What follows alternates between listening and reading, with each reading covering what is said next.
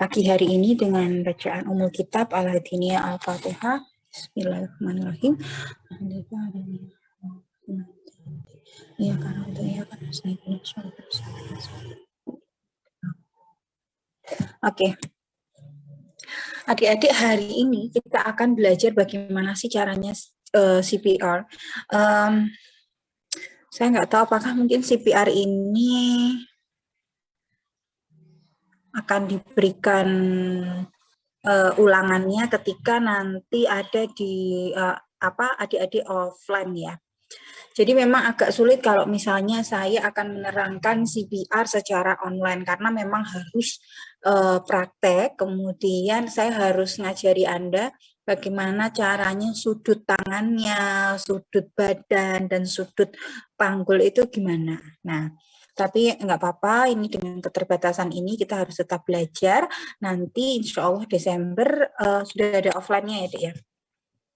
Offline-nya kita akan belajar kembali. Jadi ini adalah 100 menit, nanti adik-adik akan saya jelaskan teorinya selama 30 menit, kemudian adik-adik apakah ada sudah disediakan guling begitu untuk belajar melakukan CPR? Iya, dokter. Sudah ya, oke. Ya. Jadi saya ingin mengulang kembali dulu, Dek. Jadi kenapa kok kita melakukan CPR?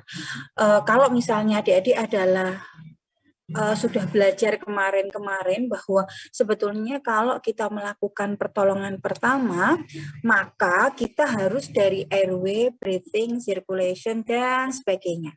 Ya kan? Nah, ini adalah kita di bagian circulation ya. Di bagian circulation di mana ketika kita sudah cek jalan nafas clear, kemudian breathing-nya clear. Tapi ketika kita cek denyut nadinya, loh, kok denyut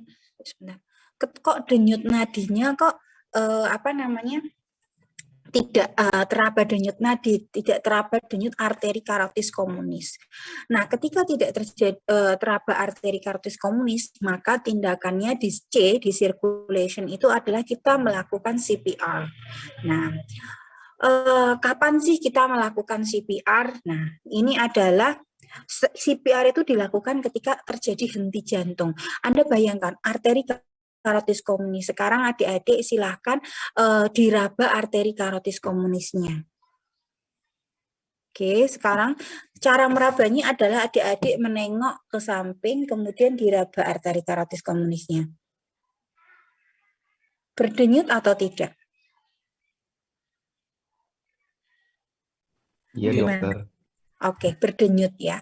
Nah, ketika Anda mendapati pasien yang Anda temukan itu tidak ada denyut nadi arteri karotis komunis, maka ini merupakan salah satu tanda dari henti jantung. Henti jantung itu macam-macam penyebabnya. Yang pertama ada satu, ventricle fibrilasi. Ya, kemarin Adik kan sudah belajar tentang irama patologis, irama patologis ya. Nah, ini fibrilasi ventricle 1. Kemudian yang kedua adalah kalau tadi ada fibrilasi ventricle, ada ventricular tachycardia ya, atau tachycardia ventricle. Kemudian yang ketiga adalah pulses electric activity dan asystole. Kalau yang 1 dan 2 itu bisa kita berikan AED. Jadi AED itu yang itu loh, kejut jantung gitu. Tapi kalau yang PEA dan asistol itu udah nggak bisa dikasih AED. Ya.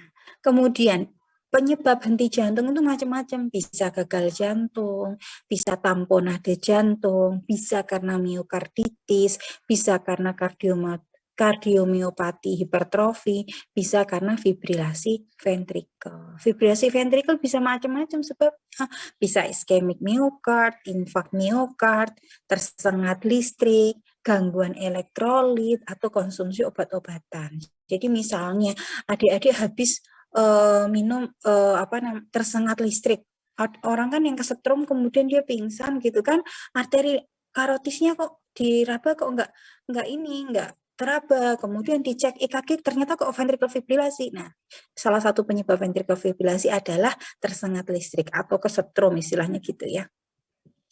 Kemudian ada kondisi sekunder yang menyebabkan henti jantung, bisa karena asfiksia akibat sumbatan jalan nafas atau apneu.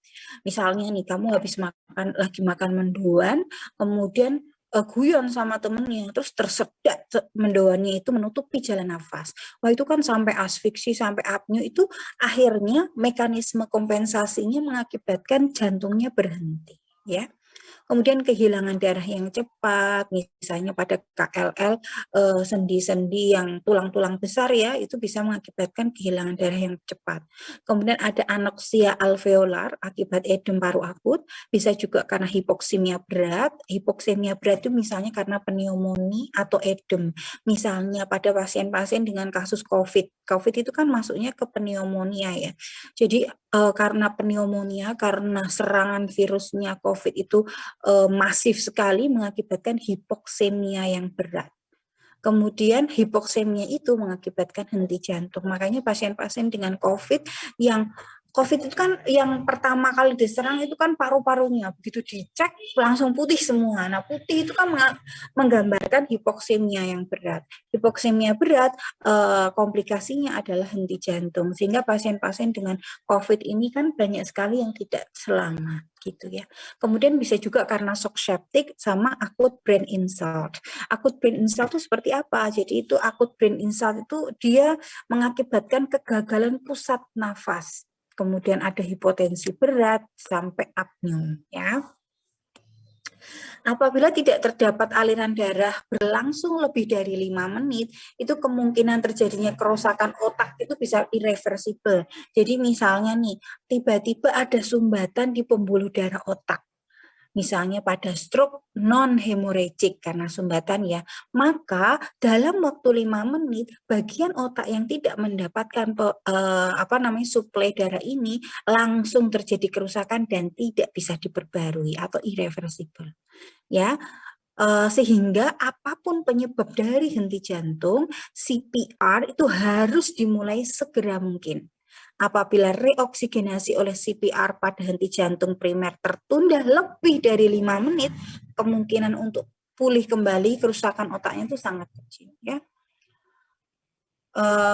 Kemudian DD henti jantung itu macam-macam ya. DD henti jantung itu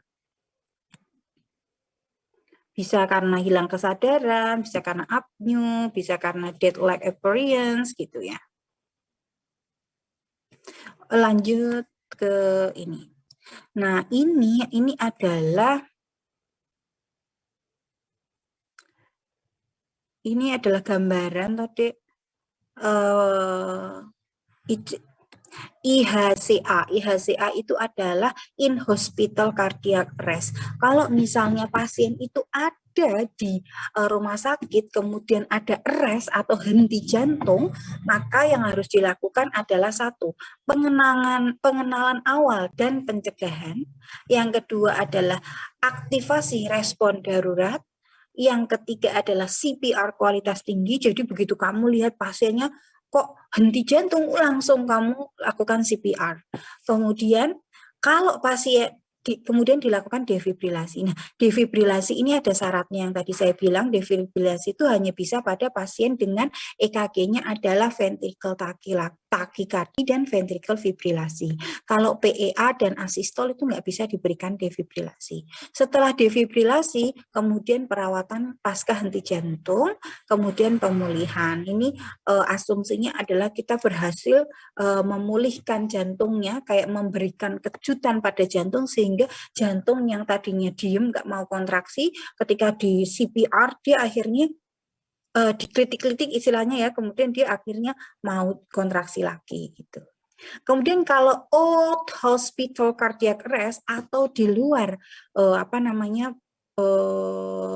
rumah sakit, maka yang harus dilakukan pertama adalah aktivasi respon darurat. Ini sebetulnya ini kan programnya luar negeri ya. Jadi kalau di kita mungkin belum sampai kalau kita ada henti jantung kemudian kita pencet apa yang langsung terkonek bahwa kita tuh sedang butuh bantuan gitu kan.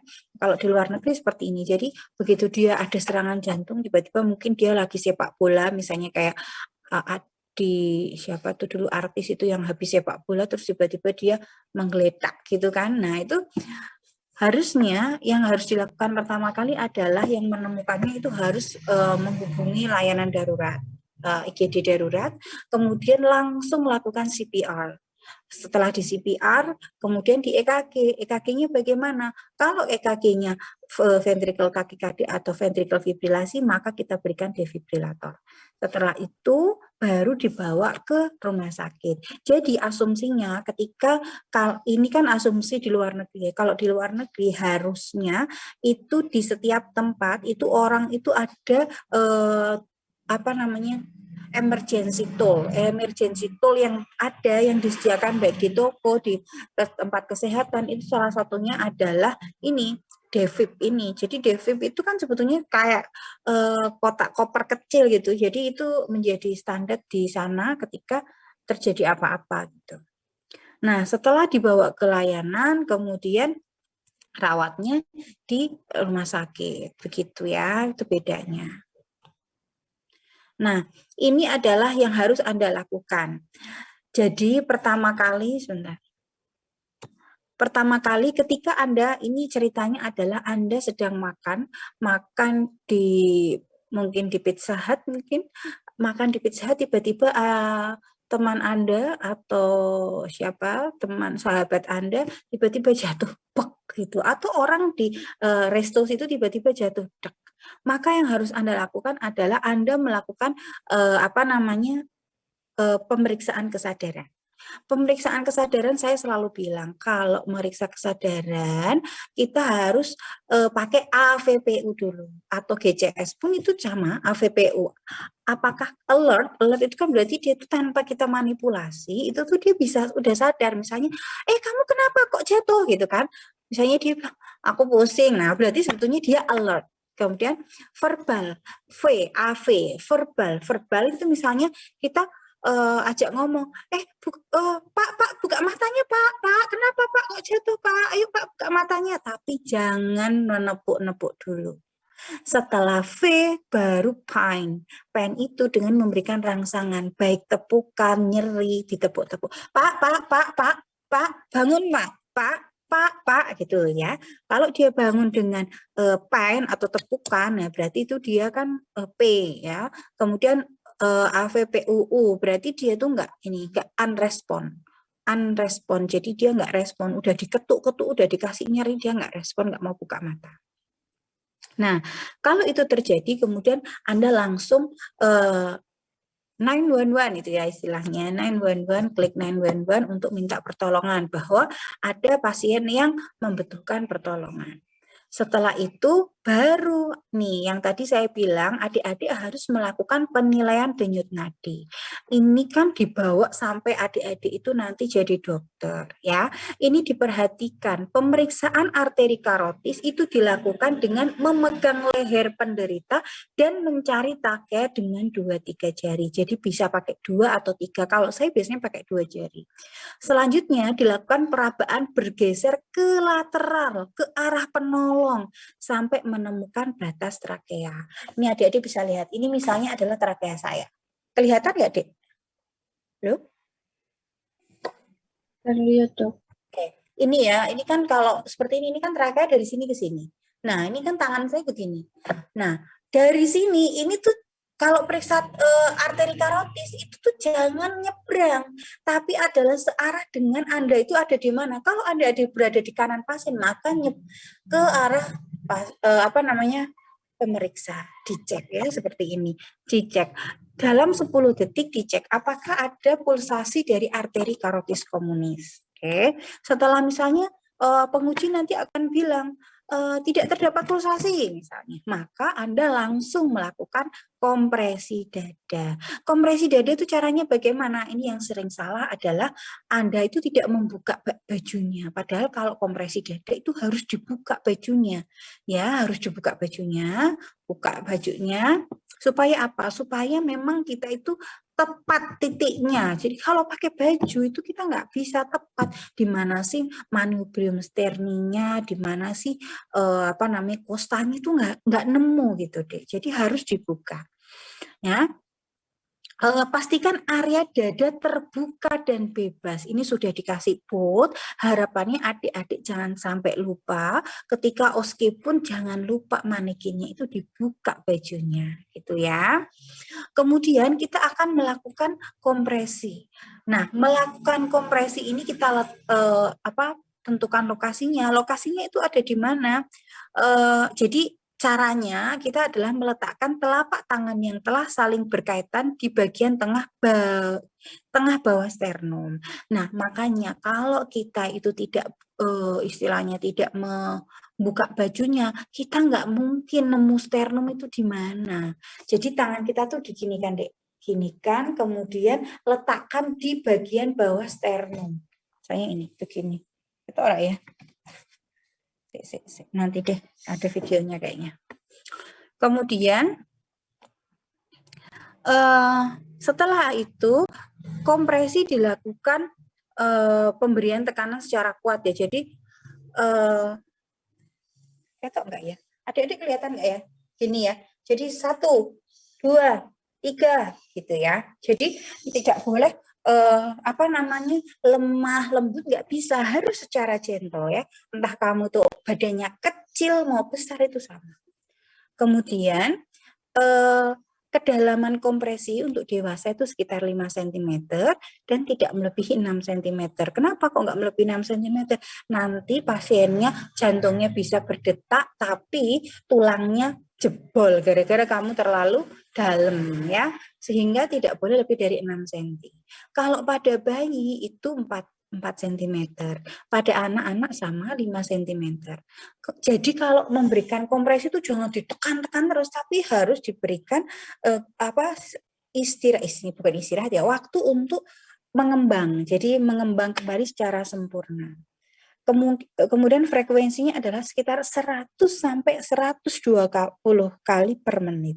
Itu capek loh CPR itu, apalagi kalau pasiennya gemuk gitu, kitanya kecil. Kalau di rumah sakit itu biasanya kita sampai naik butuh kursi itu untuk naik atau sampai di atas bed untuk melakukan kompresi.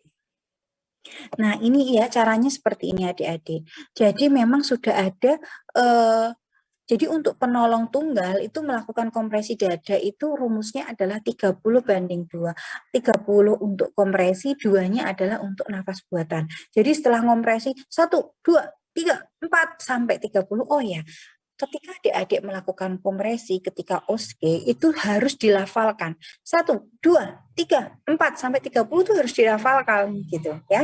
Kemudian setelah 30 baru adik-adik memberikan nafas bantuan. Nafas bantuan bagaimana? Kalau adik-adik di jalan nggak punya oksigen maka mouth to mouth bisa atau nose to mouth gitu ya. Tapi biasanya mouth to mouth gitu. Tapi kalau misalnya adik-adik itu memang kemana-mana bawa yang namanya sungkup gitu ya, nggak harus mouth to mouth tapi pakai sungkup, mouth to sungkup gitu ya, dari mouth-nya kita ke sungkup. Kalau kita ada oksigen maka dari pakai oksigen tekanan positif gitu ya.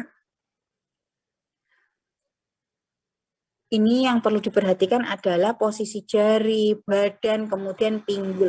Karena memang kalau dilihat kayak gini udah gampang ya, tapi nanti kalau pas praktek itu banyak yang terjadi kesalahan. Oke.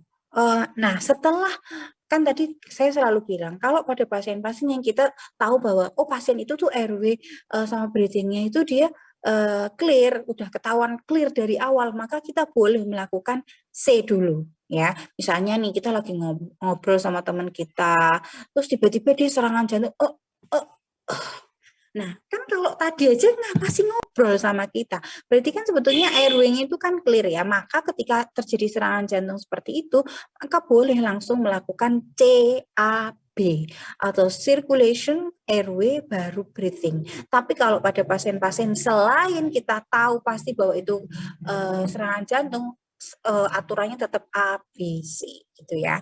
Nah, ini pada pasien ini setelah pas dikompresi kok dia udah baik ya, udah ada denyut nadinya udah bagus, maka dilakukan cek airway. Nah, cek airway ini bagaimana? Airway itu sama dengan berbagai manuver ya, ada bisa pakai manuver Hattie, chin lift atau jaw thrust ya. Kemudian di airway itu apa yang harus dilakukan? Di airway itu adik-adik harus cek, diinspeksi. Apakah ada hembusan nafas? Apakah terdengar suara bising nafas? Kemudian apakah ada suara tambahan begitu ya? Setelah itu, setelah dibuka, kemudian cek breathing-nya. Pemberian bantuan nafas. Nah, jadi diberikan bantuan nafas itu adalah 6 sampai apa? Oh, ini udah ya tadi ya. Oke. Nah, ini mouth to mouth yang tadi saya bilang ya, mouth to mouth, ini mouth to hidung, ini mouth to sungkup gitu. Kemudian dengan kantung pernafasan atau back valve mask itu kalau kita sudah ada di rumah sakit. Tapi kalau misalnya di jalan itu memang sudah ada seperti ini ya langsung pakai ini. Kantung pernafasan atau back valve mask. Nah, ini ya. Nih, ini walaupun di jalan, dia tidak di rumah sakit, tapi dia udah ready nih back valve mask-nya. Jadi yang satu kompresi, yang satu buka jalan nafas sama ngasih bantuan nafas ya. Nah, ini caranya seperti ini. Oke, jadi kalau kita mouth to mouth, maka kan kita 30 kompresi, kemudian tinggal baru kita memberikan memberikan oksigen 2 kali. Tapi kalau 2 penolong seperti ini, maka yang dilakukan adalah si penolong yang satu ini yang melakukan kompresi itu fokus sama kompresi aja sekitar 100 sampai 120 kali per menit, dan yang memegang valve mask-nya ini itu memberikan ventilasi atau memberikan tekanan positif atau memberikan oksigennya itu dia tuh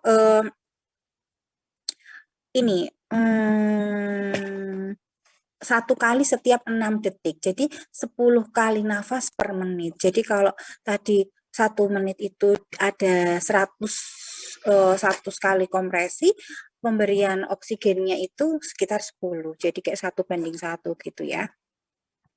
Nah, kalau misalnya kita dengan back valve mask ini kemudian kita udah rujuk ke rumah sakit, ternyata dia ada indikasi untuk pemasangan ET, maka kita bisa pasang ET. Nah, ini defibrilasi yang tadi saya bilang. Urut-urutannya adalah Anda melakukan pemeriksaan kesadaran AVPU. Setelah melakukan pemeriksaan kesadaran, cek arteri karotis. Setelah cek arteri karotis tidak berdetak atau tidak ada pulsasi, maka lakukan kompresi. Kompresi syaratnya adalah 30:2. Jadi 30 kali kompresi, maka kamu kasih satu oksigen. 30 kompresi, 1 oksigen. 30 kali kompresi, 1 oksigen. Begitu ya. Nah, defib ini dilakukan defibrilator ini tuh ada macam-macam. Ada yang dia memberi kejutannya adalah 360 joule, ada yang alat itu tuh 200 joule. Nah, ini yang ada di gambar yang ada di buku ini namanya adalah automatic external defibrillator atau yang tadi saya bilang sebagai AED ya. Nah, AED itu caranya bagaimana? Caranya adalah kita nyalakan, itu kan ada powernya, yang hijau-hijau powernya. Kita nyalakan powernya, kemudian sambungkan konektor bantalan ke AED. Jadi itu nanti tuh kayak ada yang kalau adik-adik sudah belajar memasang EKG, nah ini juga ada pemasangan EKG-nya, tapi dia cuman pakai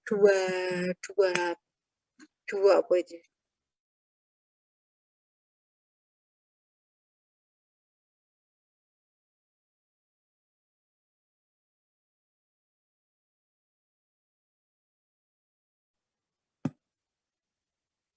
Apa sih? Nah, ini ya. Jadi kita akan tempelkan yang satu di sini, yang satu di sini. Jadi Anda yang satu ditaruh di apek, yang satu di parastenal kanan. Nih dilihat ya, yang satu di apek, yang satu di parastenal kanan. Nah, kemudian kamu lihat ketika sudah ditempelkan alatnya itu, maka akan muncul gambaran EKG. Ya toh, gambar akan EKG-nya apa? Kalau gambaran EKG-nya adalah ventricle tachycardia atau ventricle fibrilasi, maka yang bisa Anda lakukan adalah Anda memberikan shock atau memberikan kejut listrik. Tapi kalau Anda temukannya PEA dan asistol, maka Anda tidak boleh memberikan shock gitu ya. Nah, jadi begitu Anda lihat shockable itu artinya adalah boleh diberikan shock, DC shock gitu.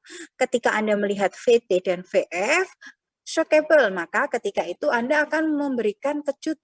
Nah, ketika memberikan kejut listrik, maka Anda harus I'm clear, everybody clear. Maksudnya bagaimana? Saya tidak menyentuh pasien, kemudian orang-orang di sekitarnya itu tidak menyentuh pasien, itu namanya berarti I'm clear, everybody clear, baru Anda pencet DC shock supaya dia dapat shock gitu. Satu tek gitu. Kayak yang di TV-TV itu loh, kayak kasih shock gitu loh ya. Nah, kalau yang di TV-TV kan mereka nggak ngajarin tuh dokternya harus clear, kemudian sekelilingnya harus clear. Nah, padahal kalau yang benar itu kayak gitu. Nah, setelah diberikan shock, maka pasien lanjut lagi diberikan CPR atau diberikan kompresi lagi. Jadi nanti kompresi caranya adalah kompresi berikan oksigen. 30 kompresi beri oksigen, kemudian 30 kompresi beri oksigen sampai 5 siklus. Ya, 30 kompresi oksigen, 30 kompresi oksigen sampai 5 siklus, begitu 5 siklus dicek apakah dia shockable atau unshockable. Kalau shockable diberikan DC shock. Habis itu balik lagi ke kompresi. Ini ya, kayak gini devib. Nah, ini ya yang tadi saya bilang devibnya. Sebelum adik-adik memberikan devib pada pasien atau kejut pada didi pasien itu pedalnya itu dikasih gel dulu. Nah, ini tadi kan adik-adik sudah saya katakan bahwa pemberikan kejut itu ada yang 360 joule, ada yang 200 joule. Jadi begitu adik-adik lihat bahwa EKG-nya ventricle tachycardia, EKG-nya ventricle fibrilasi, berarti kan ini bisa diberikan shock nih, maka adik-adik bisa charge dulu. Si devibnya itu dicharge, begitu dicharge sudah siap, kemudian pedalnya diberi gel, setelah itu I'm clear, everybody clear, kemudian letakkan pada dinding dada pasien, terus langsung didel gitu. Letakkannya ada di apex sama parasternal ya. Nah, ini contohnya seperti ini ya. Jadi yang satu, pedal yang satu ditaruh di apex, pedal yang satunya lagi di parasternal. Nih, kayak gini. Nah, setelah kita melakukan defibrilasi, maka lanjut lakukan RJP selama 2 menit atau 1 siklus, setelah 2 menit lakukan evaluasi ulang. Nah, ini ya, Dek, shockable rhythm tuh kayak gimana? Shockable rhythm tuh satu, ventricle fibrilasi. Ini ventricle fibrilasi gambarannya, kemudian ventricle tachycardia, ini gambaran ventricle tachycardia. Kemudian kalau gambaran yang unshockable itu ada asistol sama PEA. asistol yuk koyok gini garis, nggak ada apa namanya aktivitas kelistrikan sama sekali. Kalau PEA itu seperti ini. Sepertinya kan kayak ada PQRS, tapi padahal ini adalah PEA.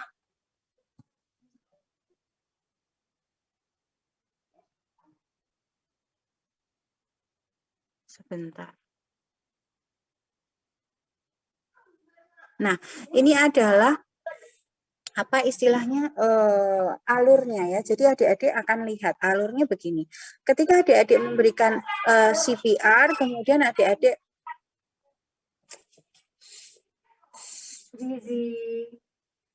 masuk nih loh.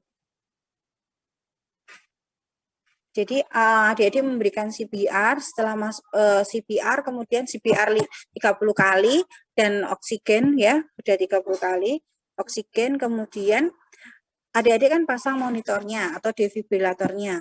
Bagaimana shockable atau tidak shockable? Kalau shockable itu gambarannya adalah ventricle fibrilasi sama ventricle takikardi. Maka diberikan shock atau diberikan DC shock.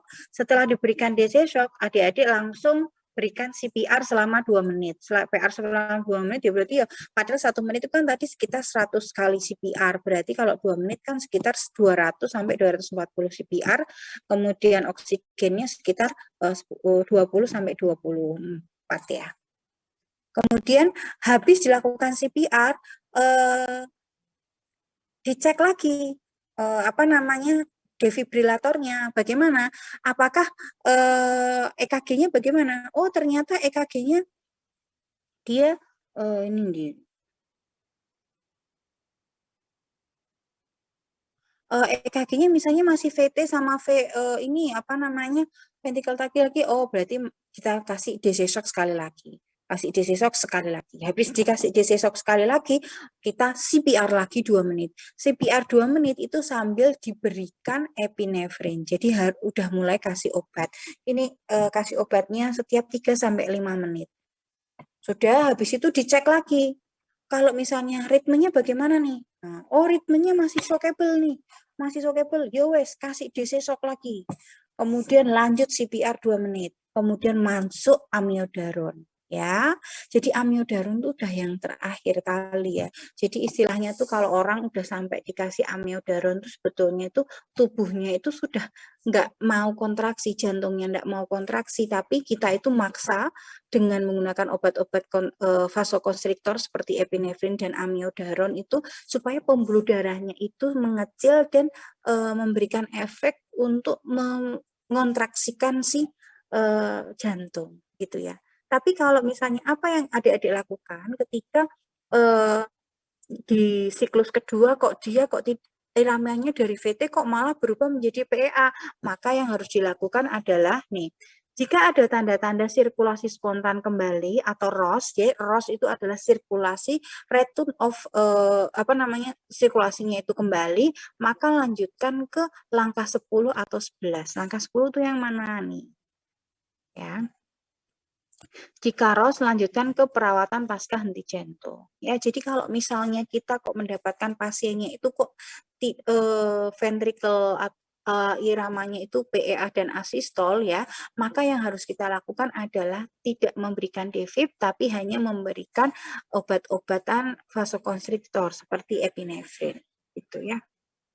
Nah, ini kalau yang kalau misalnya begitu Anda lakukan CPR, kemudian oksigenasi, kemudian Anda cek iramanya tidak shockable karena Anda misalnya kenanya asistol atau PEA, maka yang perlu dilakukan adalah nyuntikkan epinefrin segera. Jadi suntik epinefrin segera. Jadi nggak main defib.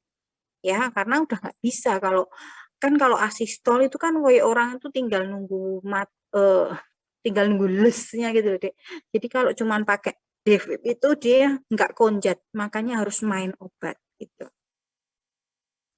Oke, kemudian setelah masuk epinefrin lanjut CPR ya. CPR kemudian beri epinefrin setiap 3 sampai 5 menit. Anda bayangkan ya, ini tuh pembuluh darahnya itu dipaksa untuk kontraksi terus. Kemudian habis itu dicek lagi nih, kalau udah 5 siklus dicek ritmenya bagaimana, shockable atau tidak. Kalau shockable maka kita bisa berikan lanjut ke nomor 5. Oke, lanjut ke nomor 5 itu diberikan DC shock. Tapi kalau dia tidak shockable lagi, maka ya kita lanjut ke CPR lagi gitu. Ya, CPR lagi. Kalau misalnya kok tetap nggak bisa, masukkan epinefrin lagi. Jadi kalau orang-orang yang datang dengan kita kok udah PEA terus ya, kita nggak bisa apa-apa selain kita ngasihnya itu adalah epinefrin.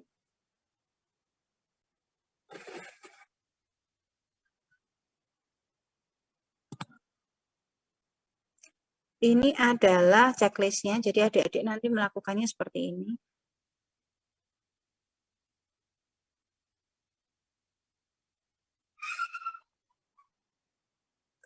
Kalau misalnya ini ada adik-adik baca yang jika pasien ROS ya. Jika pasien ROS, misalnya nih kamu udah kompresi, terus pasiennya udah kembali lagi, udah buka matanya itu kembali lagi, udah nafas sempurna lagi, udah jantungnya berdegup lagi, itu namanya ROS ya. Kalau sudah ROS maka kita cek nadinya, nadi karotisnya, hitung frekuensi nadinya. Periksa pernafasan pasien, kemudian pengembangan dada, RR-nya, jaga patensi airway, jadi tetap dilakukan baik jauh trust atau mau pakai HT sama chin lift, kemudian dicek apakah nafasnya itu cukup adekuat enggak, kemudian butuh ditambah oksigen atau enggak. Kemudian dilakukan recovery position. Ini recovery position, tak ulangi lagi ini contohnya. Ini ya recovery position ini. Nih, kayak gini, adik-adik. Jadi pertama tangannya diletakkan di tengah, kemudian yang satu ditaruh di telinga, kemudian kita balikkan begini. Ya, kita balik seperti ini. Nah, ROS itu seperti ini. Recovery position itu seperti ini supaya apa? Ini aliran balik ke jantungnya itu lebih mudah. Nah, ini adalah yang out of hospital cardiorespiratory arrest. Kalau yang ini adalah yang in hospital cardiorespiratory arrest. Gitu. Sampai di sini adik-adik ada yang mau ditanyakan?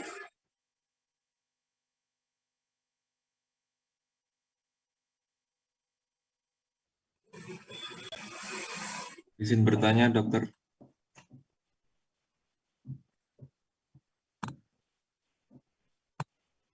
Halo, ada yang mau ditanyakan? Izin bertanya, dokter. Sek. Bentar.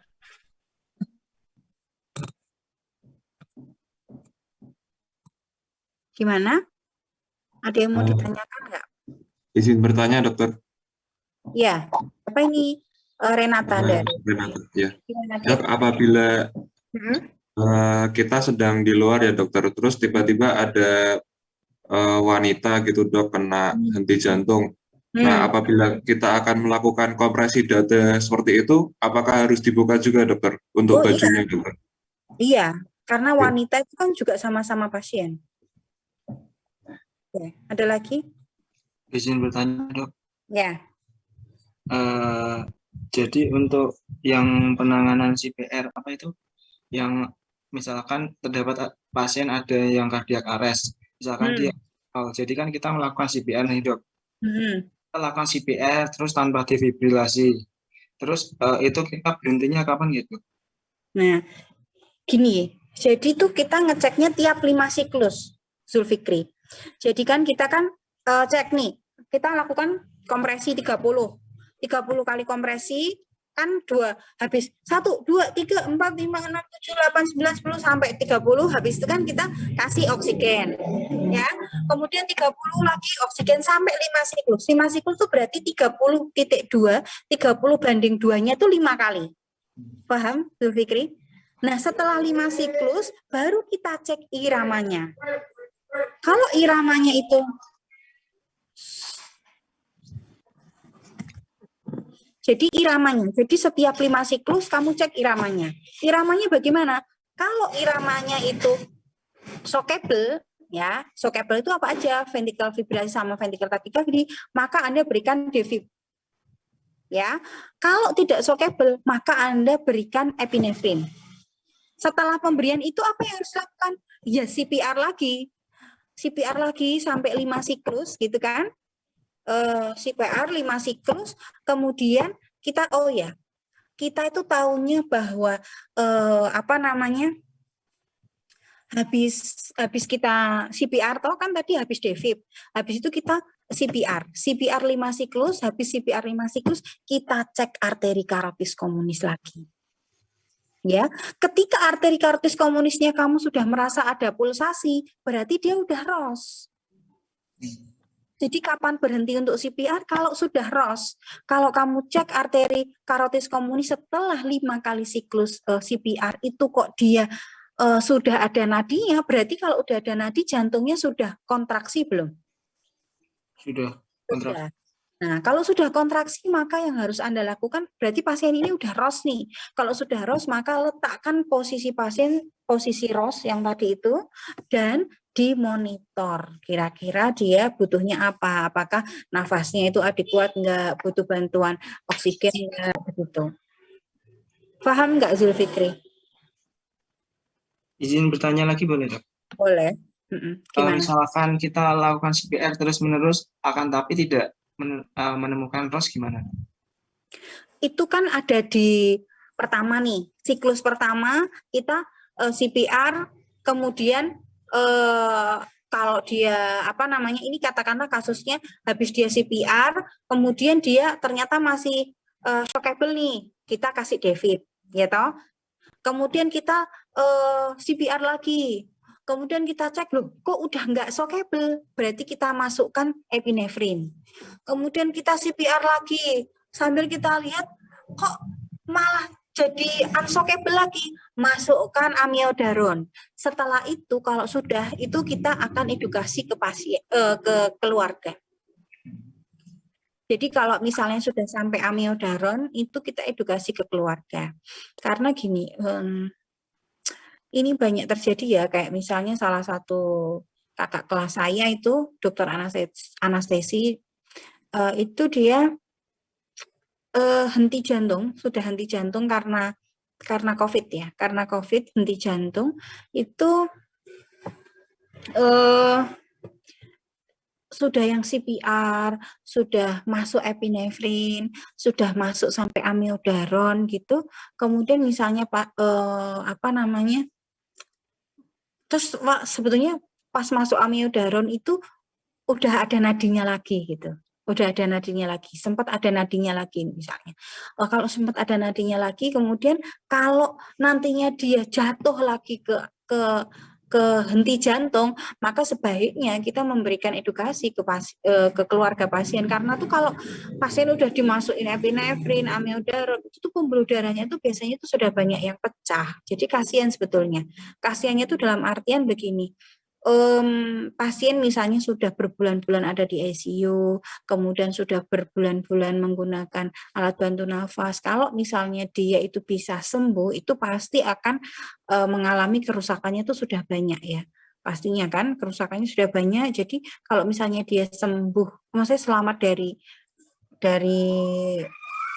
COVID-nya itu, tapi dia akan gejala sisanya itu banyak sekali, karena tadi adik-adik tahu kan bahwa ketika 5 menit otak itu nggak dapat oksigen, maka itu sudah kerusakannya irreversible. Bagaimana kalau ini kerusakan ini tuh di istilahnya itu jantung itu pernafasannya, jantungnya itu dikontrol alat terus selama berbulan-bulan, itu kan pasti akan banyak hal-hal yang rusak sebetulnya di dalam tubuh. Gitu deh. Gimana Zulfikri, paham? Makasih, Dok. Ada lagi? Boleh. Gimana Pratiwi?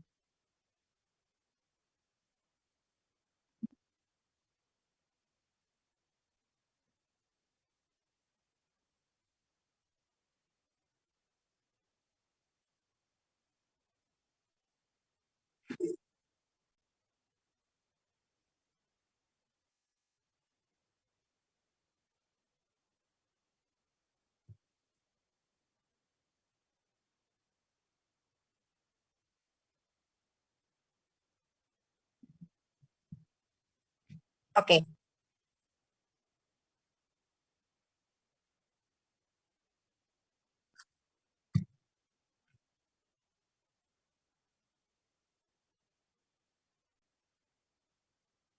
Oke. Jadi ketika ini kasusnya nih, misalnya Anda nemuin pasien lagi ngopi nih, kamu lagi ngopi di kopi Janji Jiwa, tiba-tiba ada pasien geledak dek gitu kan. Nah, begitu ngeledak kamu tahu ini pasiennya tuh tadi nggak apa-apa, masih ngobrol, tiba-tiba ngeledak, berarti ini serangan jantung, ya kan? Berarti RW-nya kan clear. Begitu RW-nya clear, maka Anda harus memberikan pertolongan pertama. Pertolongan pertama apa yang dilakukan? Cek kesadaran. Pak, kenapa Pak? Enggak respon nih. Kemudian verbal, Pak, coba Pak, buka matanya Pak. Enggak respon lagi. Kemudian kamu baru goyang-goyang. Pak. Nah, misalnya enggak ini juga, enggak bereaksi juga, berarti kan dia unrespon ya, bukan? Kemudian yang harus Anda lakukan setelah itu adalah kamu minta bantuan orang lain untuk teleponkan ambulan. Ya, jadi sebelum kamu CPR itu Anda harus bilang. Jadi nanti kalau OSKE kayak gitu. Jadi begitu kamu cek kesadaran, pasiennya nggak sadar, terus tolong panggilkan bantuan gitu. Tolong panggilkan bantuan itu harus ngomong. Ya, ketika OSKE langsung ngomong, tolong panggilkan bantuan gitu. Gitu kan. Jadi ada orang di sekelilingmu. Setelah itu sambil menunggu bantuan, kamu cek nadi. Ya, cek nadi tadi tahu kan dari takya begini, kemudian ke arah sini cek. Oh, nadinya tidak berdetak, berarti Anda harus lakukan CPR. CPR buka bajunya dulu, kamu CPR 30:2. Sampai kapan kamu CPR? Sampai bantuan itu datang. Ya, CPR 30:2, 30 CPR 2 nafas, 30 CPR 2 nafas. Kalau kamu capek, maka kamu harus minta bantuan orang lain. Ya, misalnya, ayo gantian siapa yang CPR kayak gitu sampai bantuan itu datang. Ya, kalau bantuan itu sudah datang, nah nanti biasanya ke OSKA AED datang misalnya gitu kan, karena tadi kan kita udah telepon. Kalau kamu di awal nggak nelpon, bagaimana bantuan itu datang? Iya kan? Nah, setelah nanti misalnya, oh bantuan udah datang nih, bantuan udah datang AED, langsung berikan AED dulu. Bukan berikan, maksudnya dicek iramanya. Kalau ternyata iramanya shockable, maka yang harus kita lakukan beri defibrilator. Sudah Mbok clearkan semua, oke, unclear, everybody clear, shockable, cek 1. Habis itu lakukan CPR lagi. CPR lagi, kemudian sambil kita masukkan ke dalam ambulan. Kan tadi kan ketika AED datang itu kan berarti ambulan udah datang juga kan? Ya enggak? Maka pasien itu masukkan ke ambulan. Apakah setelah masuk ambulan CPR-nya berhenti? Tidak. Jadi sepanjang jalan itu Anda CPR. Anda CPR, Anda AED, Anda beri bantuan nafas dengan menggunakan oksigen karena kan udah masuk ke ambulan. Begitu. Dan di ambulan pasti ada obat-obatan seperti epinefrin dan amiodaron itu harus ada. Nek ora ono kuwi tanda tanya besar, ini ambulan apa angkot? Oke? Paham? Dek?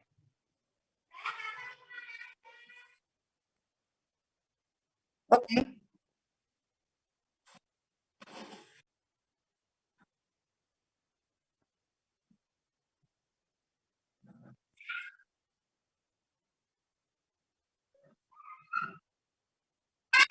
Berarti di dalam kendaraan itu yang bisa Anda lakukan hanya CPR dan pemberian oksigen mouth to mouth, atau kalau Anda punya cadangan oksigen, ya oksigen.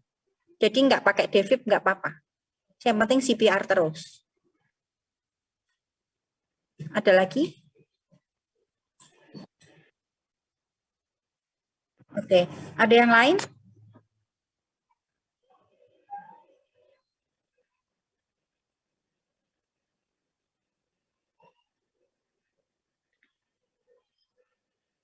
Sudah? Oke, sekarang saya coba kasih videonya ya, sebentar.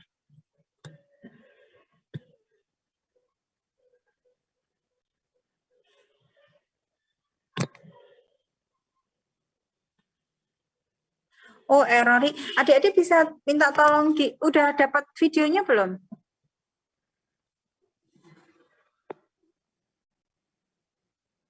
Halo? Belum. Belum dapat videonya? Belum, dokter. Kalau belum, saya minta tolong salah satu WA biar tak kirim. Ini bisa disalin di tak cek di komen. Itu silakan minta tolong dibukakan ya linknya itu. Saya ada lagi.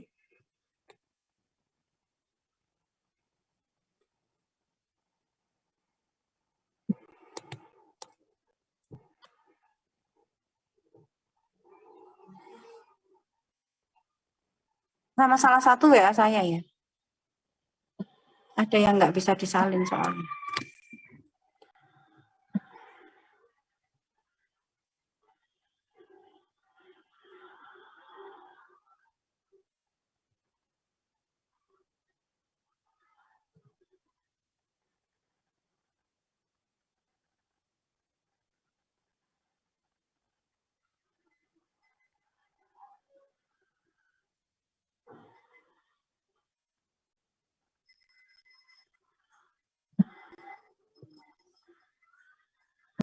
Siapa yang bantu buka?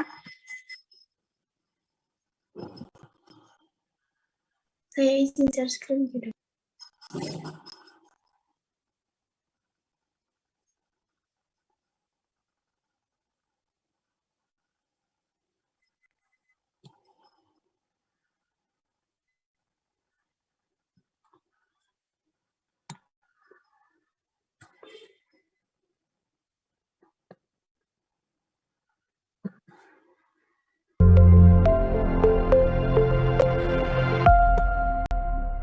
In today's video, we're going to review healthcare provider BLS for the adult victim. So let's take a look and see what those skills look like, shall we? First, establish unresponsiveness. Next, look for breathing. We're just looking at the patient's chest for about 5 seconds to see if they're breathing. If they're not breathing, call a code. Get some help coming.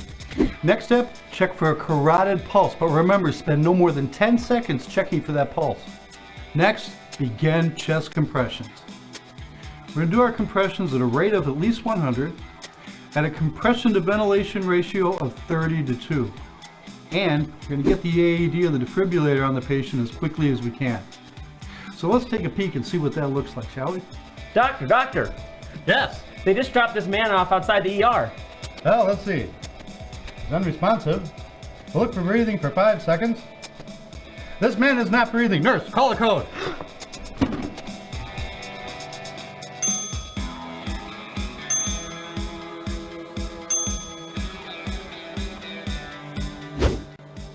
Hi, welcome back. Thank you.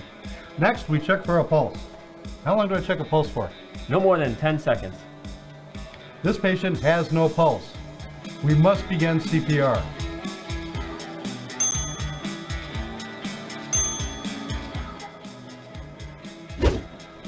Nurse, I've started chest compressions. Hey, get me an AED or a defibrillator right now. What is my compression to ventilation ratio? Doctor, we're going to give 30 compressions to 2 breaths. 30 compressions to 2 breaths.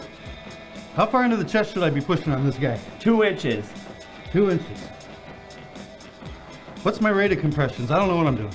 At least 100 a minute. At least 100 a minute. And 30.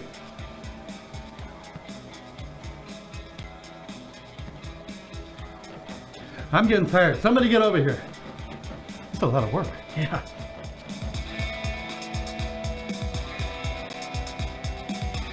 Now remember, in the adult cardiac arrest, over 90% are in VFib or pulseless VTAC when they hit the ground, and the only thing that is going to fix them is rapid defibrillation.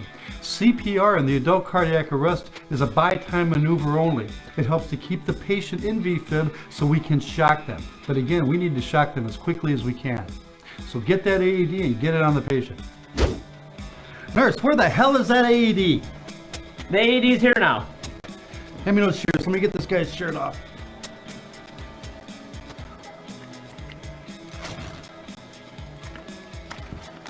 Now remember, when applying the defibrillator pads on the adult chest, you're going to place them high right, low left. High right, low left, for a couple of reasons.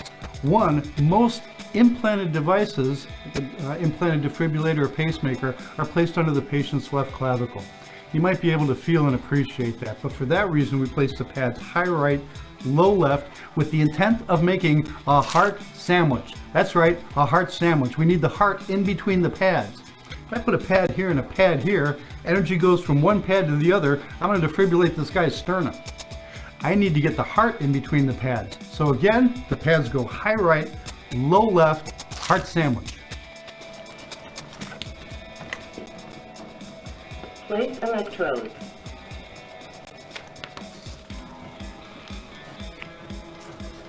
Place electrode.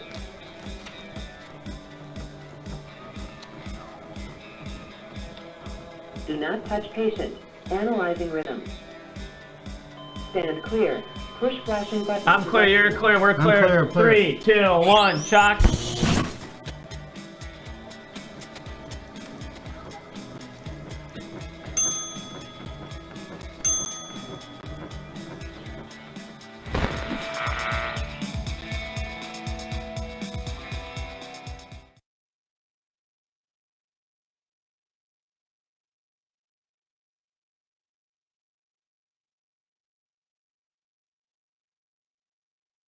Udah ya. Udah ada yang WA saya belum? Sampun, Dok. Oke, bentar ya. Oke, bentar.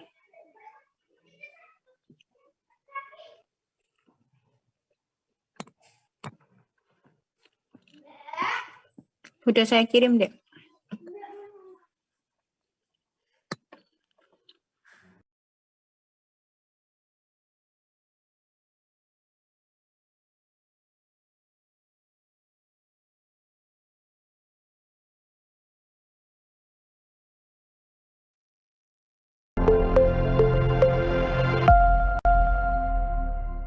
Today's video.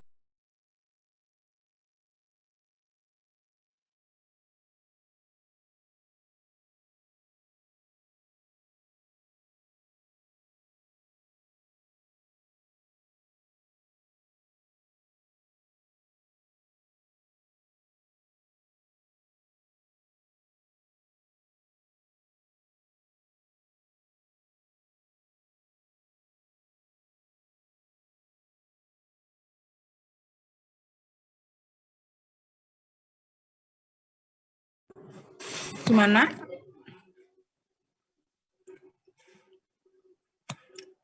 Sebentar, Dok. Ini tadi masih loading. Oke.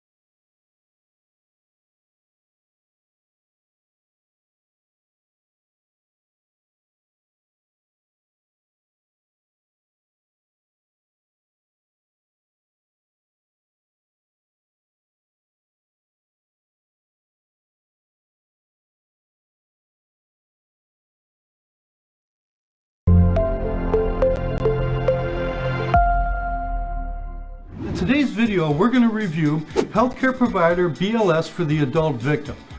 So let's take a look and see what those skills look like, shall we? First, establish unresponsiveness. Next, look for breathing. We're just looking at the patient's chest for about 5 seconds to see if they're breathing. If they're not breathing, call a code. Get some help coming. Next step, check for a carotid pulse, but remember, spend no more than 10 seconds checking for that pulse. Next, begin chest compressions. We're going to do our compressions at a rate of at least 100, at a compression to ventilation ratio of 30 to 2. And we're going to get the AED or the defibrillator on the patient as quickly as we can. So let's take a peek and see what that looks like, shall we? Doctor! Yes, they just dropped this man off outside the ER. Well, let's see. He's unresponsive. We'll look for breathing for 5 seconds. This man is not breathing. Nurse, call a code.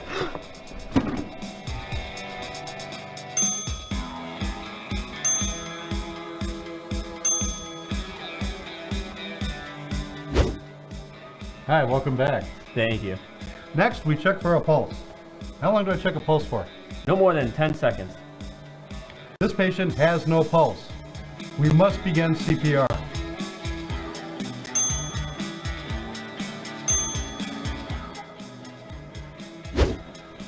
Nurse, I've started chest compressions. Hey, get me an AED or a defibrillator right now. What is my compression to ventilation ratio? Doctor, we're going to give 30 compressions to 2 breaths. 30 compressions to 2 breaths. How far into the chest should I be pushing on this guy? 2 inches. 2 inches. What's my rate of compressions? I don't know what I'm doing. At least 100 a minute. At least 100 a minute. And 30.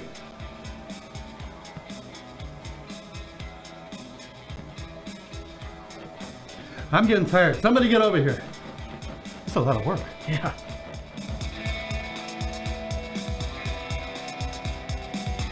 Now remember, in the adult cardiac arrest, over 90% are in VFib or pulseless VTAC when they hit the ground. And the only thing that is going to... Assalamualaikum Dr. Raffi. Mohon maaf ini tadi videonya yang di-share YouTube sama ini sama. Oh, sama ya? Sama. Oke. Dari situ adik-adik bisa tahu ya. Jadi kalau misalnya adik-adik ada kesulitan untuk membuka bajunya, misalnya bajunya terlalu ketat nih, maka adik-adik bisa potong itu, digunting aja. Tadi kan udah ada contohnya. Sampai sini ada yang mau ditanyakan?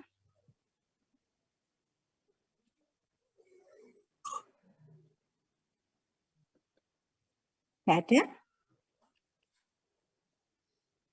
Kalau nggak ada, sekarang saya pengen adik-adik mencoba. Siapa yang mau mencoba dulu? Nanti biar kita kasih masukan.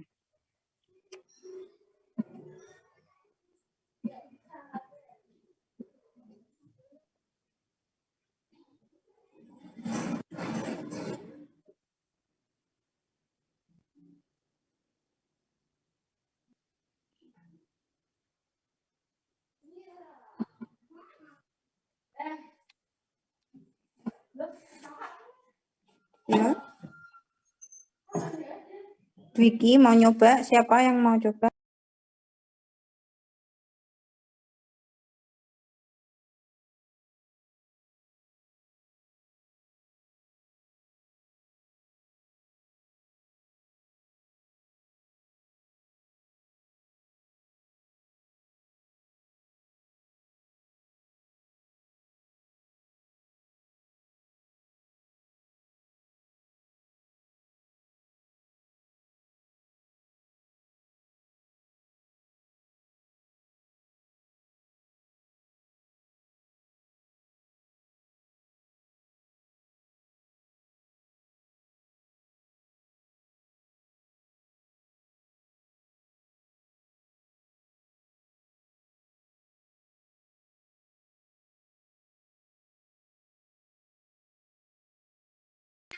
Loh, siapa ini yang mau maju?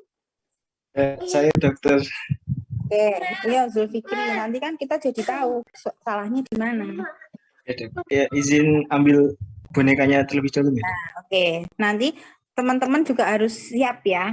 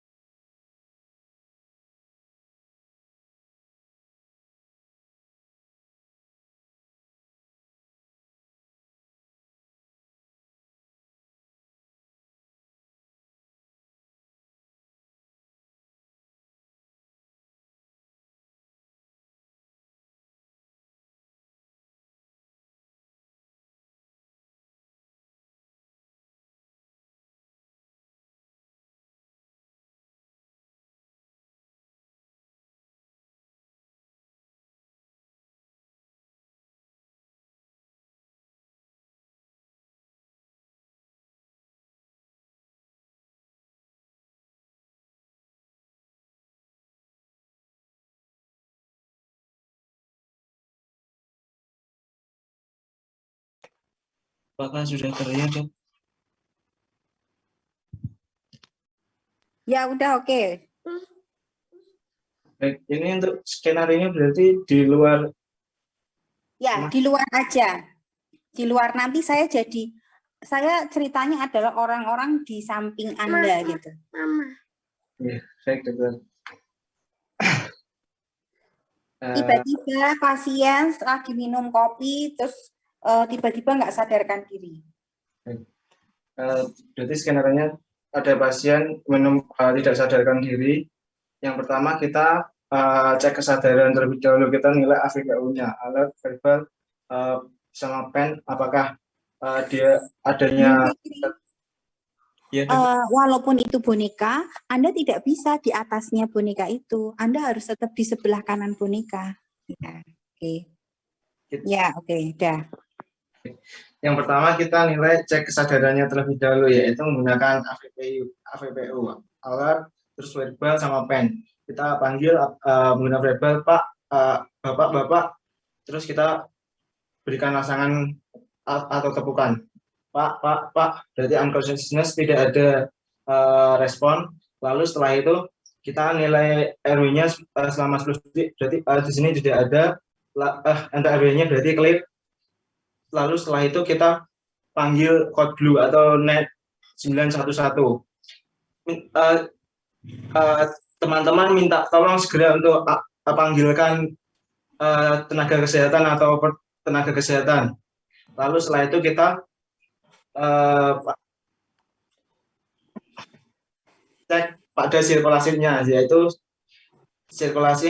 pertama di trakea, lalu kita laba nadinya.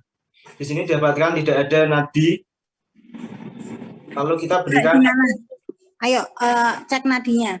Pertama harus dari tengah dulu, dari atas ke bawah dulu. Dari trakea lalu ke bawah, ke tengah, setelah itu ke ya dokter. Jadi caranya adalah kamu dari atas ke bawah, dari vertikal atas ke bawah untuk ngecek trakea. Ya, atas ke bawah dulu. Atas, bawah. Nah, habis itu baru kamu dari tengah itu bawa ke sisimu. Berarti gini, dokter. Ya, gitu. Kita cek selama 10 detik nadinya. Di sini didapatkan nadi tidak teraba. Berarti nadi tidak berapa, berarti cardiac arrest. Lalu kita lakukan CPR, kompresi jantung selama 5 siklus 30/2 dengan di bawah sternum. Sebelumnya kita buka baju terlebih dahulu. Kita buka bajunya atau menggunakan gunting. Kita buka baju, lalu berikan kompresi dengan gentle, yaitu dengan kedalaman 5-6 cm, tidak lebih dan tidak kurang, dengan siklus 5 siklus 30/2. 1, 2, 3, 4, 5, 6, 7, 8, 9, 10, 11, 12, 13, 14, 15, 16, 17, 18, 19, 20, 21, 22, 23, 24, 25, 26, 27, 28, 29, 30. Lalu berikan ventilasi, yaitu bisa menggunakan motomod. Kita buka mulutnya, lalu berikan motomod dengan dua kali, yaitu 1, 2. Setelah itu berikan kompresi lagi 3. Lalu, ya, oke. Zulfikri, ya, jadi tangannya itu genggamnya gini. Yang jadi tumpuan tuh bukan kepelannya, tapi yang jadi tumpuan ininya. Nih lihat ininya. Nah, yang jadi tumpuan ininya. Jadi bukan kepelannya, tapi ininya. Kelihatan ya? Jadi satu. Jadi numpunya tuh di sini, di pergelangan ini. Nah. Oke, coba diulang. 1 kali aja ulang. Yang pertama kita lakukan kompresi. Jadi nah, gitu. Oke, betul. Di bawah sternumnya dengan 5 siklus 30/2. Stop. Itu lengannya harus lurus. Lengannya kurang lurus. Nah, gitu. Oke. Nah, gitu. 1. Oke, ulangi. 1, 2, 3, 4, 5. Kamu sekarang udah 5 belum 5 siklus nih, tapi bantuan datang gitu, AED datang, terus apa yang kamu lakukan? Segera yaitu pemasangan tadi dokter AED di parastenal dan apex. Oke, coba. Tapi tetap melakukan RJP. Enggak. Kalau udah David datang, langsung pasang. Kita pasang yaitu Kalau nganggo kertas apa-apa jajal. ya dokter.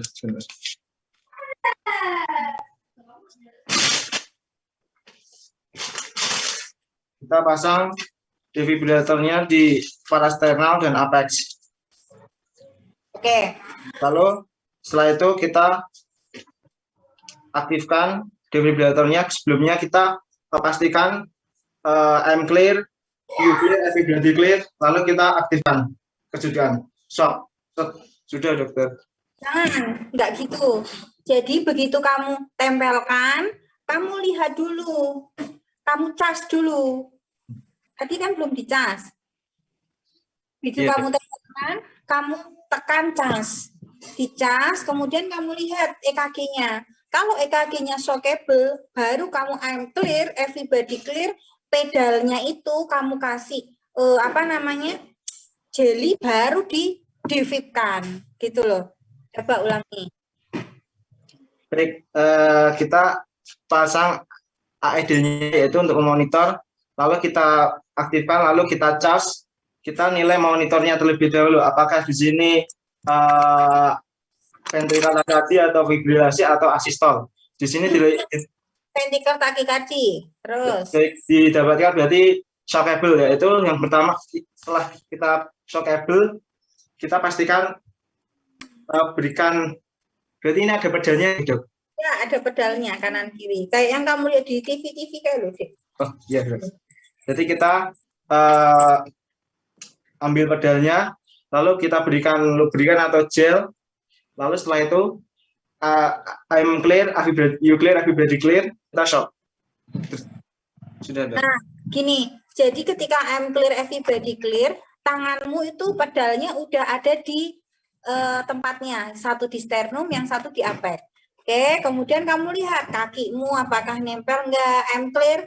Yang sering terjadi, ngomongnya I'm clear, ternyata kita nggak clear gitu loh. Jadi I'm clear sambil dilihat, apakah misalnya yang pakai jilbabnya nempel di pasien atau enggak gitu. Kemudian kamu lihat sekitarnya, I'm clear, everybody clear. Kalau udah bilang kayak gitu, udah menjauh semua, terus baru dipencet, kasih.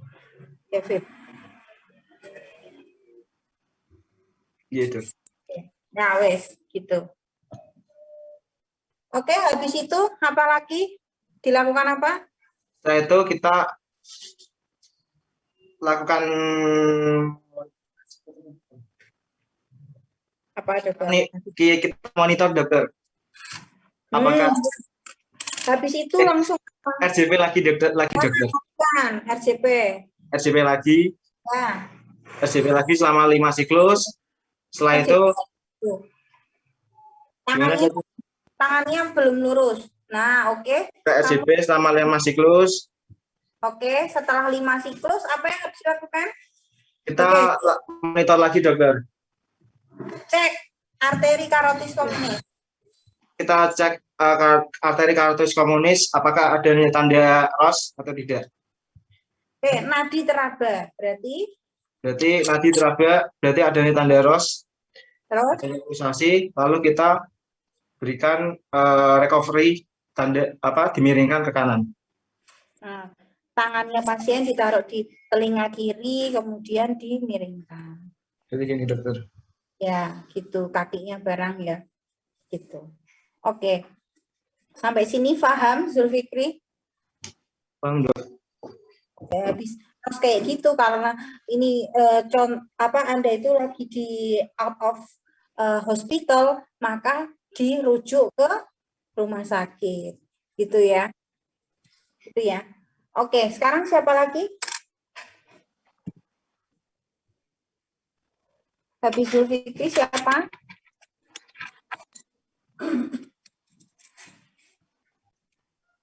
Oh, nggak ada yang mengajukan diri. Saya, dokter. Oke. Silakan, Dek. Sebentar ya, dokter. Ya, oke, Radin.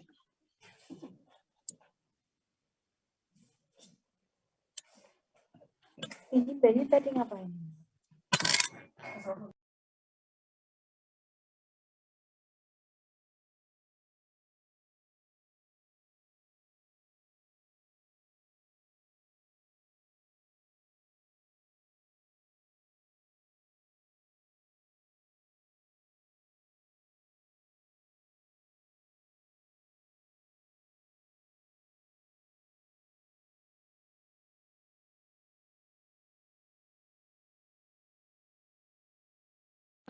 Apakah sudah terlihat, dokter? Ya, oke, sudah. Bentar. Ini di out hospital ya, dok? Ya, out of hospital. Oke. Baik. Bismillahirrahmanirrahim. Jadi di sini kita temukan bahwa pasien terdapat tergeletak. Kemudian di sini kita akan cek terlebih dahulu untuk kesadarannya dengan menggunakan AVPU. Nah, di sini kita lihat respon dari pasien. Kemudian jika pasien tidak merespon, kita bisa bantu dengan memberikan rangsangan verbal. Permisi Pak, bisa tolong dibuka matanya atau digerakkan dari tangannya. Kemudian apabila tidak ada respon, kita bisa memberi rangsangan pain. Di sini apabila tetap tidak memberikan respon, kita bisa berarti pasien ini dia tidak ada respon, yaitu unresponsive. Kemudian di sini kita bisa minta tolong untuk orang-orang di sekitar. Pak bisa minta tolong untuk dipanggilkan dari tenaga medis atau ambulan. Setelah itu di sini kita sambil menunggu, di sini kita periksa terlebih dahulu untuk arterinya atau nadinya. Nah, kita lakukan pertama kita cek di bagian trakea, kemudian turun ke bagian bawah, kemudian ke arah dari kita. Nah, kita cek untuk arteri karotesnya. Di sini apabila ternyata tidak terdapat, berarti ini menandakan adanya cardiac arrest. Kemudian kita akan melakukan kompresi dada. Sebelumnya di sini kita pastikan bahwa airway-nya itu clear. Nah, kemudian kita lakukan kompresi dada dengan tumpuannya di bagian dari telapak bawah. Kita lakukan 30/2 selama 5 siklus. 1, 2, 3, 4, 5, 6. Itu masih salah, Adit. Ngepulnya terus kurang lurus tangannya kurang lurus. Nah, gitu. Oke. Oke, 1, 2, 3. 1, 2, 3, 4, 5. Terus yang bergerak itu adalah badannya ya, pinggulnya gitu loh, Dek. Jadi jangan badannya ikut bergerak, nggak boleh. Oke, dokter. Seperti ini gitu. Ya, terus 1. 1, 2, 3, 4, 5, 6, 7, 8, 9, 10, 11, 12, 13, 14, 15, 16, 17, 18, 19, 20, 21, 22, 23, 24, 25, 26, 27, 28, 29, 30. Kemudian di sini kita bisa memberikan oksigen dengan menggunakan mouth to mouth atau menggunakan sungkup to mouth bila ada. Di sini kita berikan 2 kali, 1, 2. Setelah itu jika sudah kita lakukan AED datang.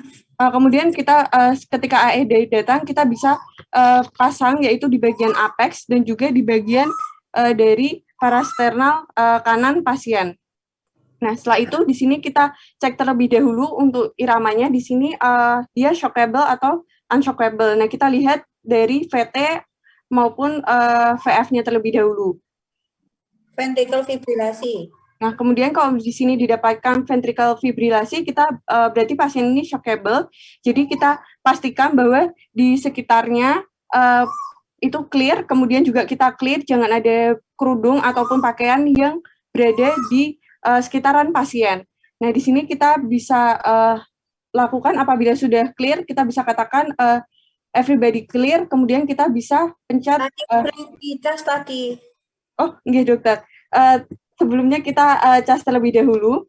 Setelah itu jika sudah kita bisa monitor terlebih dahulu. Kemudian jika sudah clear, everybody clear, kita bisa pencet shock.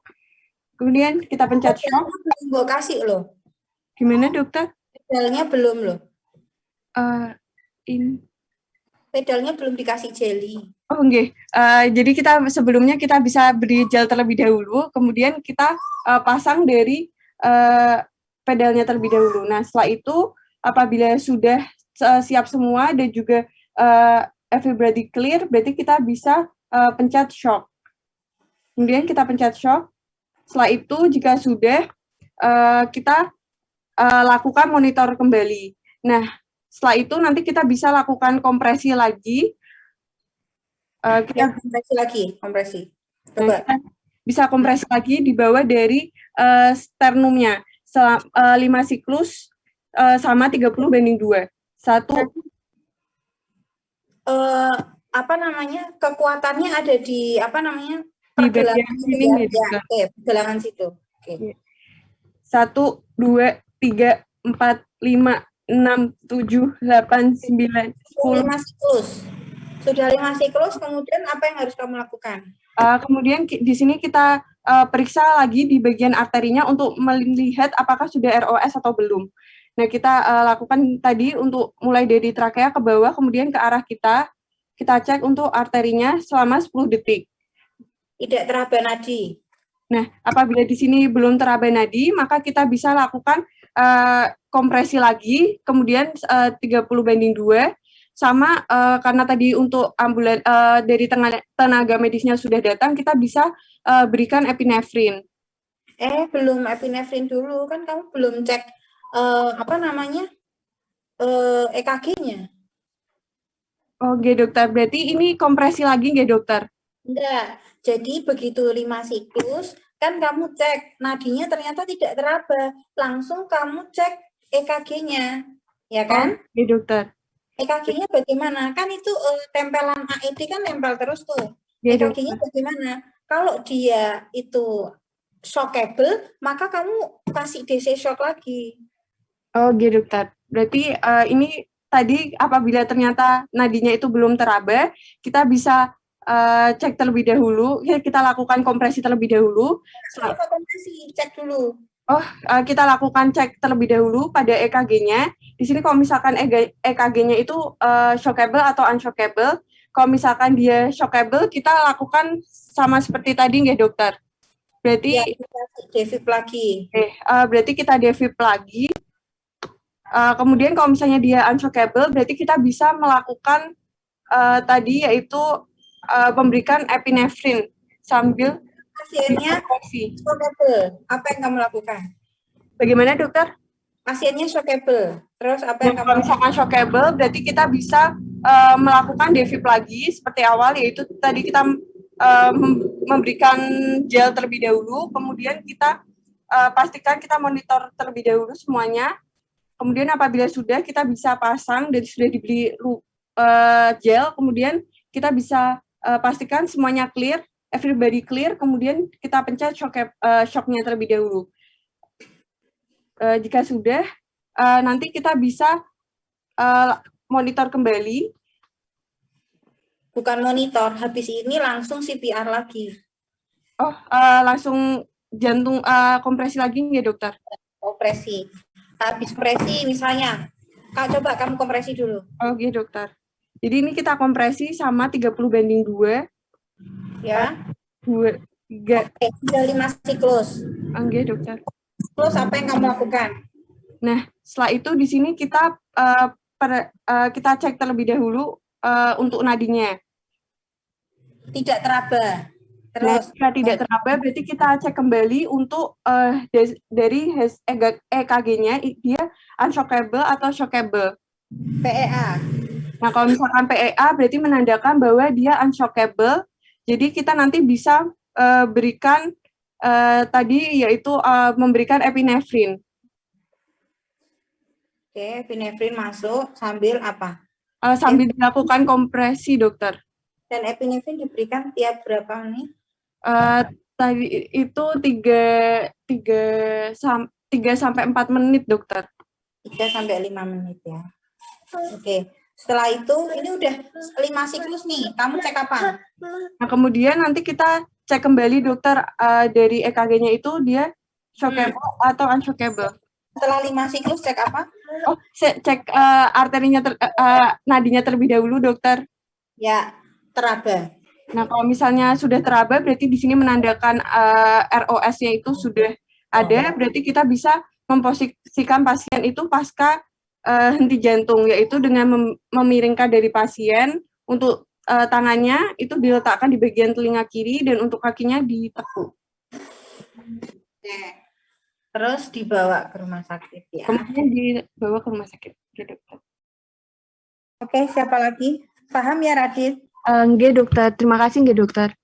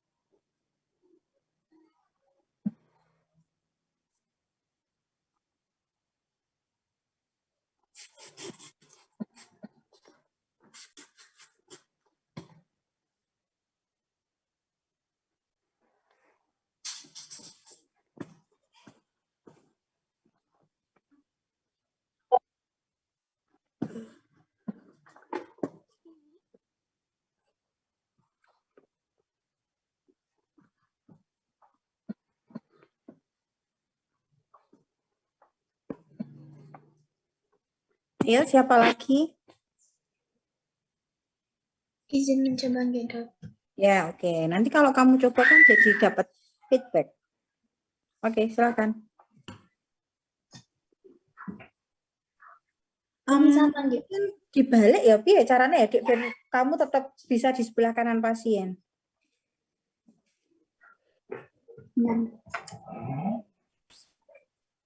Jadi memang harus dibiasakan kita berada di sebelah kanan pasien.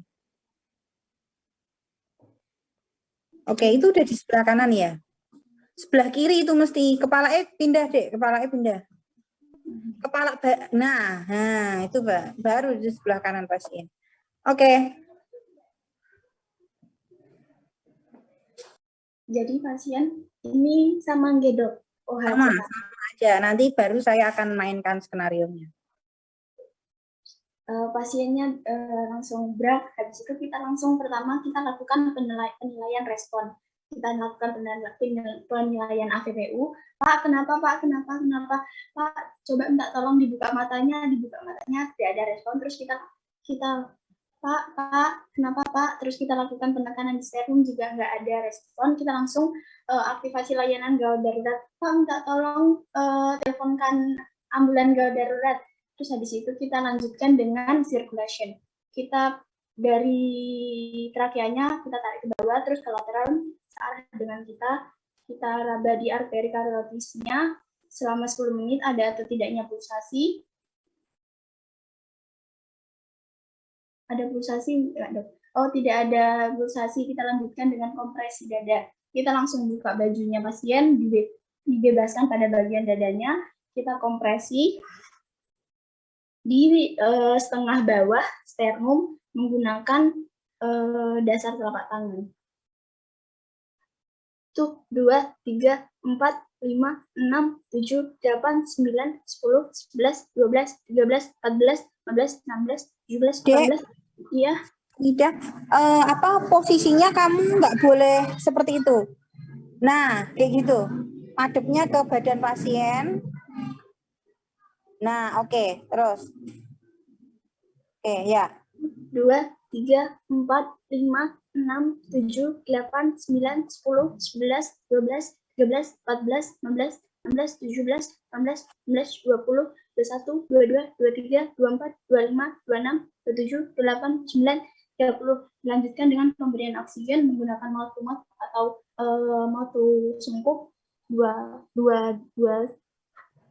Kemudian setelah itu kita lanjutkan dengan AED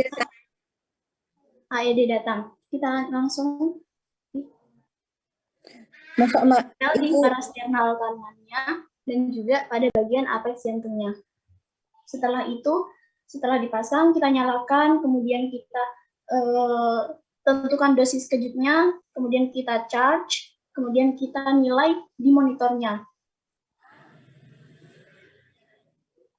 So, PEA.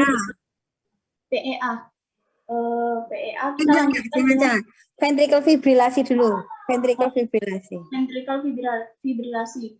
Kita lanjut sudah di charge, kita taruhkan gel, kemudian unclear, everybody clear, shock habis itu. Hamida, jadi pedalnya itu letakkan dulu di parasternal dan apex, kemudian baru kamu lihat I'm clear, everybody clear, itu tuh udah dalam kondisi pedalnya tuh udah udah di tubuh tapi belum dipencet gitu loh, Dek. Oh, berarti gini ya, Dok. Ini sudah ada gelnya, terus ditempel, unclear, everybody clear, baru di shock gitu, Dok. Ya, gitu. Gitu, oke.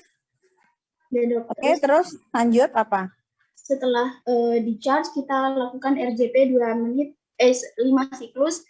1, 2, 3, 4, 5, 6. Oke, sudah 5 siklus. Kemudian kita cek arteri karotisnya lagi, ada atau tidaknya pulsasi. Ceknya pakai 2 jari, jari yang lainnya nutup. Kita lanjut, itu ada atau tidaknya pulsasi. Tidak ada pulsasi.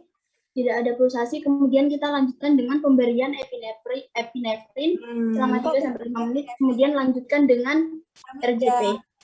Hamida, kalau tidak ada nadi, itu kan nggak harus epinefrin, kamu harus cek dulu. Oh, kita monitor dulu nggak, Dok? Ya, dicek dulu. Kemudian kita cek monitornya. EKG-nya PEA. Nah, kalau PEA berarti pasang suntik epinefrin. Oke, kayak gitu ya. Jadi habis cek nadi itu nggak langsung kasih epinefrin, tapi kita harus cek dulu apakah iramanya itu shockable atau unshockable, gitu ya. Oke, setelah itu habis masuk epinefrin apa yang dilakukan? Kita lanjutkan dengan CPR lagi. 1, 2, 3, 4, 5. 5 siklus. Terus apa lagi? Kemudian kita cek arterinya. 2 jari bilateral. Ada atau tidaknya pulsasi. Cara ngeceknya masih salah itu, Hamida. Jadi jarinya kamu dari tengah dulu, terus habis itu ke arah kamu. Nah, gitu, oke. Dah, gitu. Sudah ada nadi. Sudah ada nadi, kemudian kita lanjutkan dengan cross recovery. Tangannya ditaruh di kiri, kemudian kakinya ditekuk. Oke. Terus dibawa ke? Kemudian kita rujuk. Ada lagi? Siapa yang mau berlatih?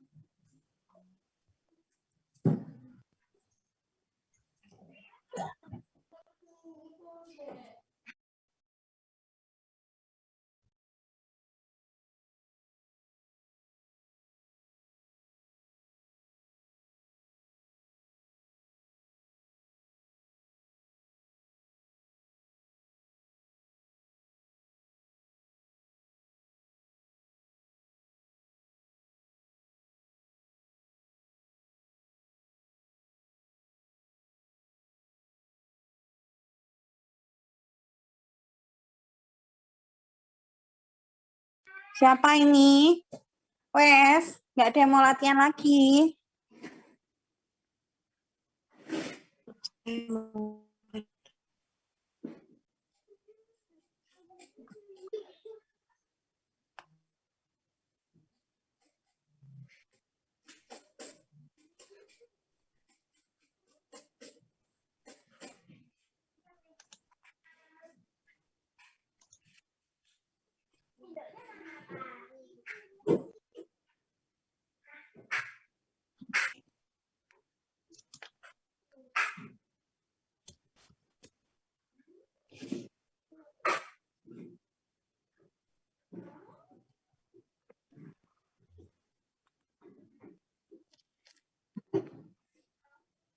Siapa? Saya mungkin mau mencoba, dokter. Oke, dia. Silakan dia.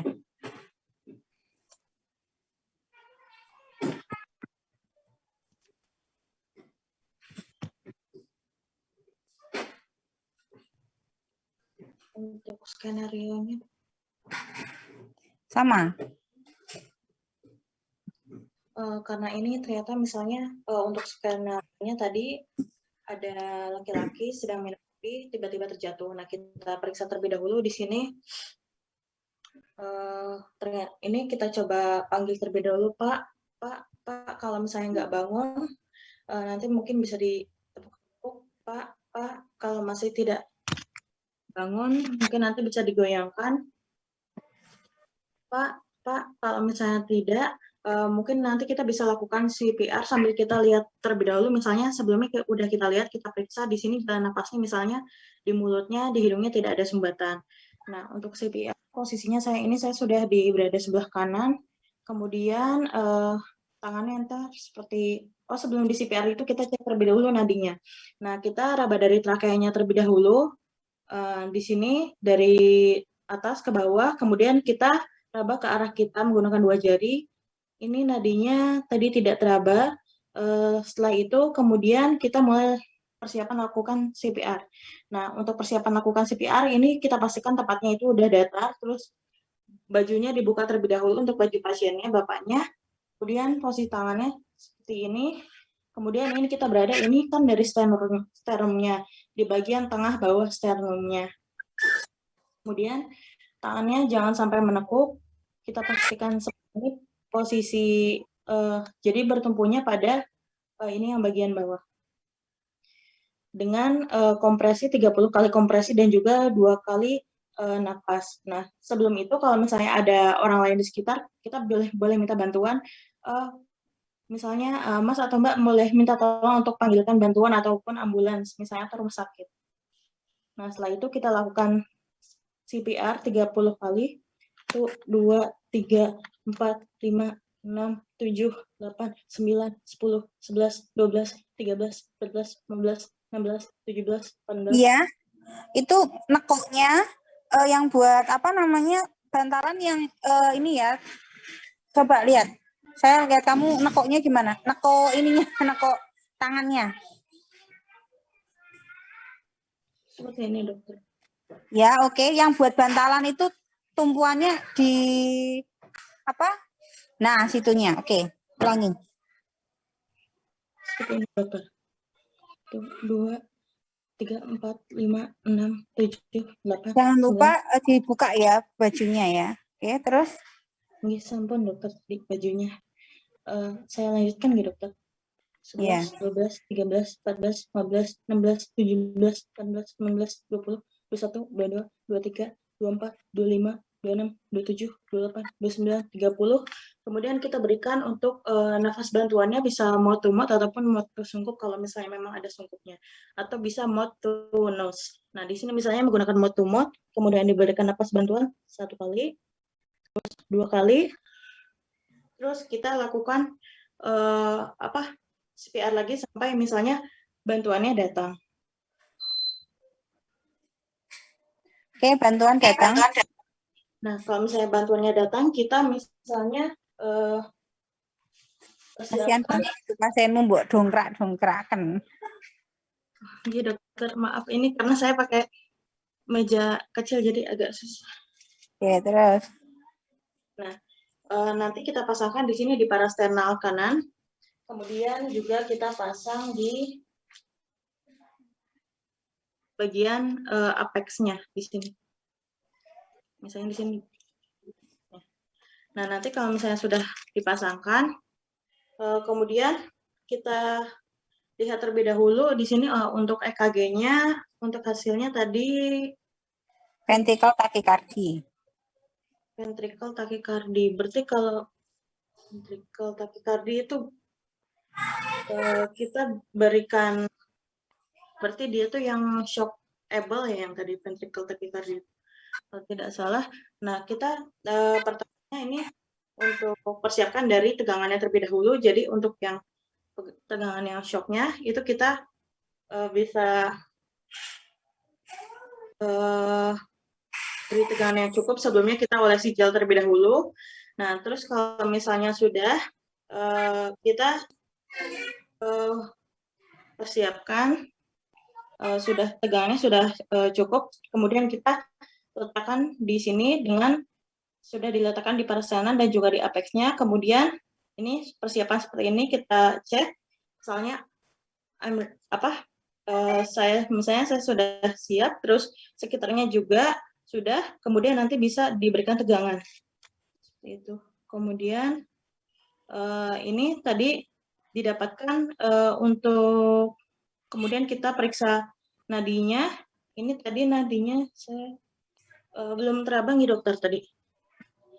Gimana? Untuk setelah diberikan shock ini apakah nadinya tadi sudah tidak teraba?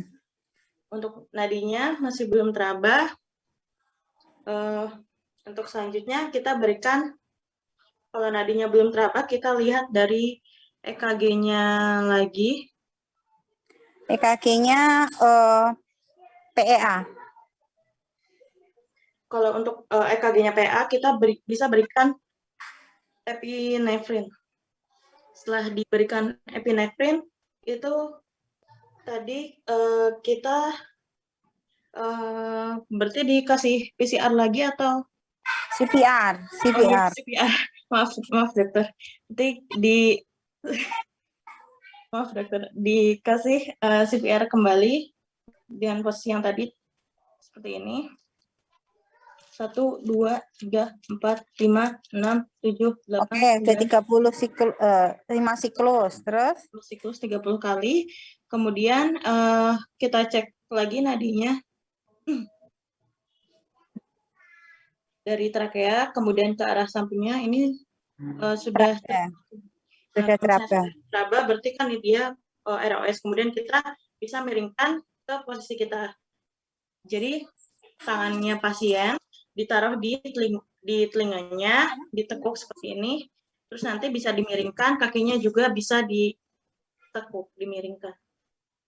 Kemudian nanti bisa dilakukan perawatan lebih lanjut atau dilakukan rujukan. Oke, sampai dokter. Oke, saya kira karena sudah zuhur, kita akhiri saja. Nanti salah satu kirim absen ke saya ya.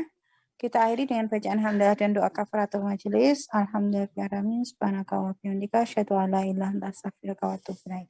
Ada yang mau ditanyakan lagi? Udah cukup jelas ya? Dokter, saya izin bertanya dokter. Tadi itu kan kalau AED kan untuk mengetahui denyut jantungnya kan dokter. Kalau misalkan di AED-nya itu alatnya udah ada denyut jantung, apakah tetap perlu dilakukan pemeriksaan cek nadinya atau tidak usah ya dokter? Tetap. Tetap kan di AED itu cuman melihat ininya doang, nggak ada tensi nadi itu nggak ada, karena AED itu cuman melihat EKG doang. Gitu. Baik dokter, terima kasih dokter. Oke, apalagi? Sudah, kalau sudah kita tutup dengan bacaan hamdalah dan doa kafaratul majelis. Alhamdulillahirrahmanirrahim. Subhanaka wa bihamdika asyhadu an la ilaha illa anta astaghfiruka wa atubu ilaik. Oke, assalamualaikum warahmatullahi wabarakatuh. Waalaikumsalam. Terima kasih dokter. Terima kasih dokter.